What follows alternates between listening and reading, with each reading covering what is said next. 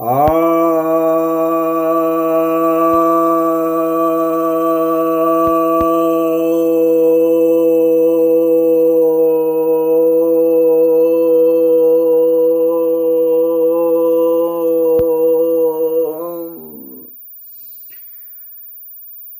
भक्त जनों को सप्रेम नमन। भक्तों, आज मैं आपके समक्ष श्रीमद् भगवद गीता के 13वें अध्याय के चौथे श्लोक पर प्रवचन करने जा रहा हूं। श्री भगवान उवाच। श्री भगवान कहते हैं, ऋषिभीर बहुधा गीतम छंदोभीर विविधेः पृथक् ब्रह्मसूत्र पदश्चैव हेतुमद्भीर विनिश्चित है। अर्थात इसी बात को, यानी क्षेत्र और क्षेत्रज्ञ की बात यहाँ पर चल रही है, तो कहते हैं इसी बात को पहले के ऋषियों ने बहुत तरीके से गीतों में कहा है और इसे छंदों में अर्थात वैदिक ग्रंथों में अलग अलग इसे कहा गया है।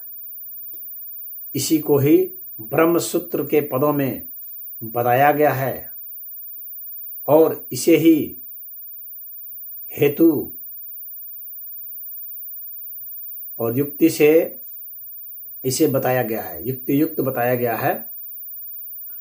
कार्य कारण के संबंधों से भी इसे बताया गया है, निश्चित किया गया है। तो यहाँ पर भगवान ने कह रहे हैं कि जो कुछ भी मैं बता रहा हूँ क्षेत्र और क्षेत्रज्ञ के विषय में, इसी को पहले से ही, यानी मैं बहुत कहने का भगवान का मतलब है कि ऐसा नहीं है कि मैं कुछ तुमको नया बता रहा हूँ, बल्कि ये पहले से ही ऋषियों महर्षियों ने कहा हुआ है, अपने भिन्न भिन्न गीतों में पहले से ही कहा हुआ है। बहुत सारे शास्त्र हैं, स्मृति शास्त्र हैं, अलग अलग तरीके से जड़ चेतन के रूप में, सत असत के रूप में, नित्य अनित्य के रूप में, देह देही के रूप में, इस तरीके से इसको बता बता करके कहा हुआ है।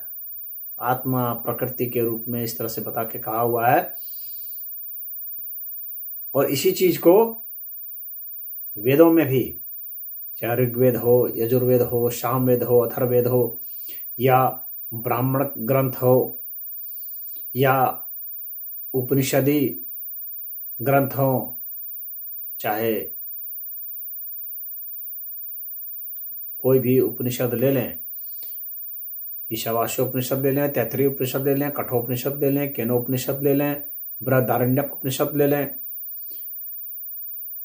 तो प्रश्नोपनिषद ले लें, कोई भी उपनिषद ले लें, सभी उपनिषदों में इन्हीं सब के विषय में ही बताया गया है। कहने का मतलब है कि आप चाहें तो उन उपनिषदों में विस्तार से आप देख सकते हैं, उन वैदिक ग्रंथों में आप विस्तार से देख सकते हैं, उन ब्राह्मण ग्रंथों में विस्तार से देख सकते हैं, और ऋषियों की, अन्य ऋषियों की जो रचनाएं हैं उनमें भी देख सकते हैं।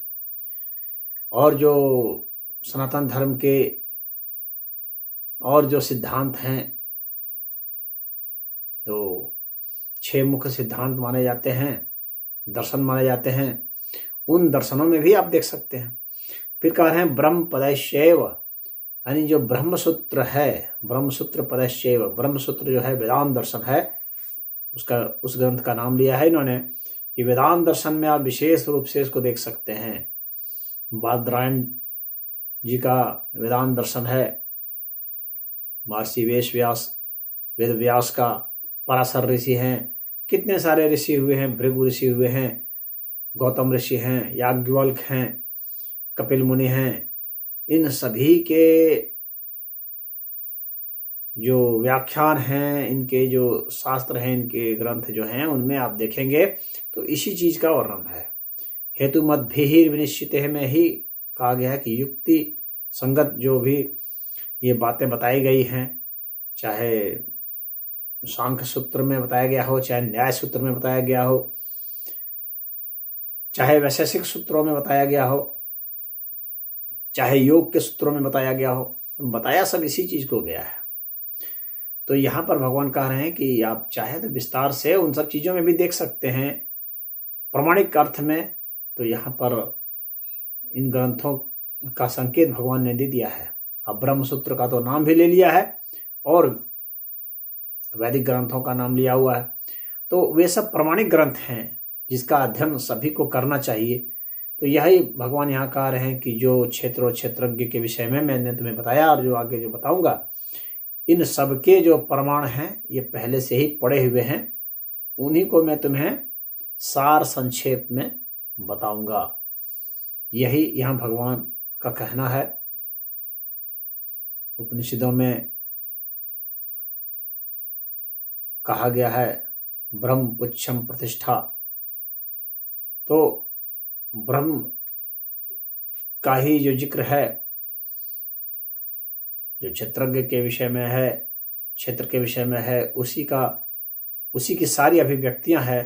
तो ये जो पंचकोश जो बताए गए हैं, अन्नमय कोश, प्राणमय कोश, मनोमय कोश, विज्ञानमय कोश और आनंदमय कोश, इन कोशों में भगवान की जो अभिव्यक्तियां हैं उन्हीं को बताया गया है। ये सब जो ये 3 कोश जो हैं, प्राणमय, मनोमय और अन्नमय, ये ब्रह्म के पुच्छ माने जाते हैं और वही इनकी प्रतिष्ठा है। तो इस विषय में ही यहाँ पर भगवान ने संकेत दिए हैं अर्जुन को कि आप चाहें तो इनमें देखें, और सभी को हम उन सबको बताया है कि आप देखें किस तरह से युक्तियों के आधार पर भी इसको सिद्ध किया गया है, प्रमाणित किया गया है। कहने का मतलब है कि यह कोई अंधविश्वास नहीं है, यह कोई जबरदस्ती मानने वाली बात नहीं है। और भगवान यह भी कहना चाह रहे हैं इसका प्रतिपादन मैं नहीं कर रहा हूं, ये पहले से भी किया हुआ है, अन्य ग्रंथों में भी इसका वर्णन है। तो यही यहाँ पर वे बताना चाह रहे हैं। तो इस श्लोक में इतना ही। ओम।